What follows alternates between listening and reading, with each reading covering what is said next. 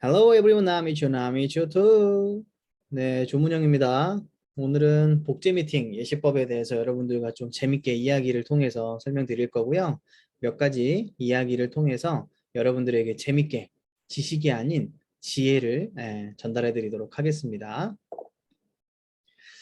자, 첫 번째는 도깨비 습관인데요. 여러분 도깨비 아시죠? 네. 자, 도깨비는 어느 날 막 이제 도깨비로 살아가다가 재미가 없어가지고 너무 사람이 되고 싶은 거예요. 아, 이젠 도깨비 말고 사람이고 싶다 해서요. 산신령한테 가가지고 산신령님, 저 이제 도깨비 말고요. 사람이 되고 싶어요. 사람이 될 수 있게 도와주세요. 그러니까 그 산신령이 이 도깨비가 진짜 사람이 되고 싶어 하는구나. 그러면 너가 100일 안에 100일 동안 단 하루라도 아침에 해가 뜨는 걸 보면 내가 너에게 사람이 되는 것을 약속을 해주마. 이렇게 한 거예요. 그래서 도깨비는 집에 가서 아싸, 나 이제 그러면 사람 될 수 있다 해가지고요. 100일 안에 하루만 이제 일어나겠다고 한 거죠. 자, 그 첫날이 됐습니다. 도깨비는 이 아침에 다 해가 뜰 때 그 아침에 눈을 떴을까요? 안 떴을까요? 예, 안 일어났대요. 왜? 99일이라고 하는 시간이 아직 남아 있으니까. 자, 그 다음 날 아침에는 도깨비가 일어났을까요? 안 일어났을까요? 네, 또 안 일어났대요. 그 이유는 아직 나에게 98일이라고 하는 시간이 남아 있으니까.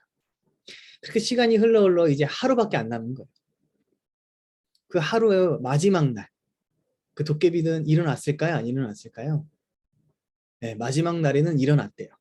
근데 그날 비가 왔다고 합니다. 그래서 해를 못 봤대요. 그래서 도깨비는 결국 사람이 못 됐죠. 자, 이 이야기에서 주는 우리의 교훈은 도깨비는요, 100일이라고 하는, 무려 100일이라고 하는 시간 동안이라는 시간이 있었습니다. 하지만 그 시간을 계속 미루는 그 미루는 습관 때문에 결국 도깨비는 사람이 되지 못했습니다.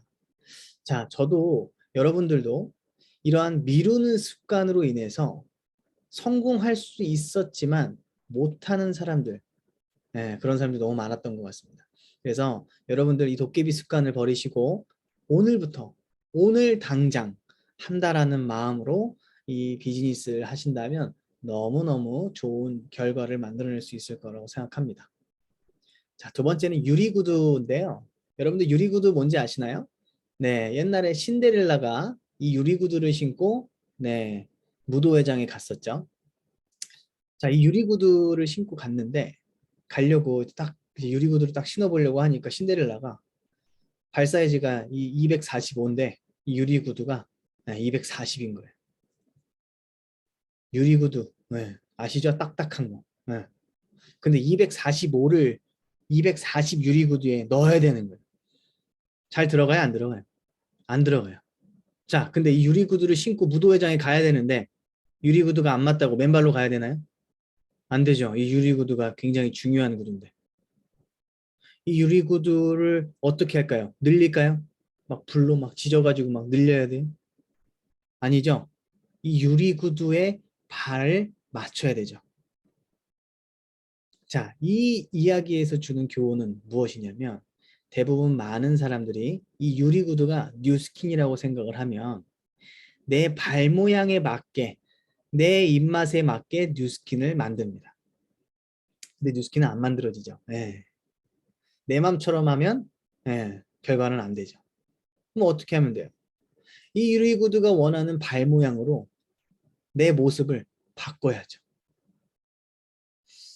저는요, 뉴스킨을 많은 사람들이 하는 걸 보지만 대부분 98%의 사람들이 내가 하고 싶은 뉴스킨을 합니다.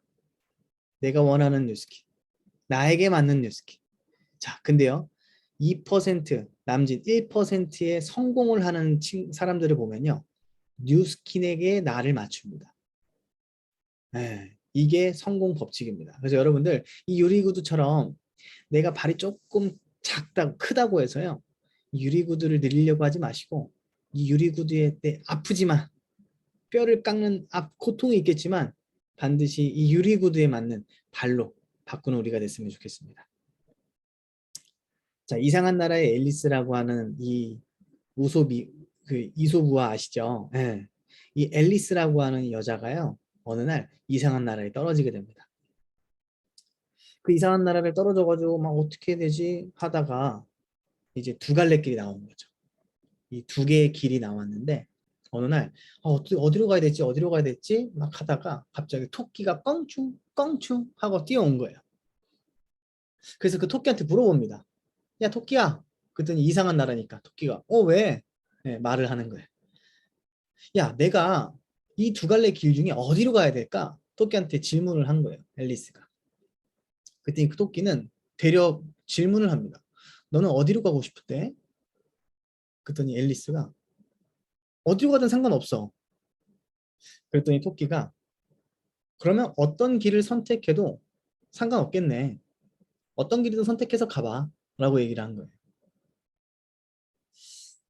저는 이 이야기를 들었을 때, 참 중요하구나. 이 교훈이 뭐였냐면, 내가 어떤 길을 가고 싶은지, 내가 어떠한 삶을 살고 싶은지가 명확하지 않으면 어떤 선택을 해도 무의미하다.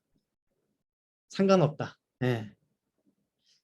중요한 건 어떤 선택이 아니라 어떤 삶, 어떤 곳을 가고 싶은지. 그것에 맞는 선택을 해야 되는 것이 중요하구나.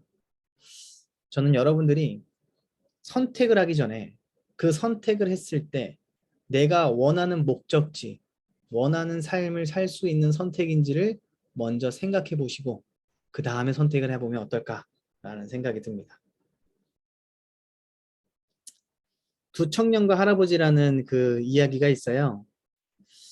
어느 날 할아버지가 길을 막 걸어가시는데 막 투덜투덜거리면서 이제 한 청년이 걸어오는 거였어요. 그때 그 청년이 할아버지한테 물어봅니다. 할아버지, 제가 지금 이 마을로 이사를 가는데 이 마을에는 어떤 사람들이 있나요?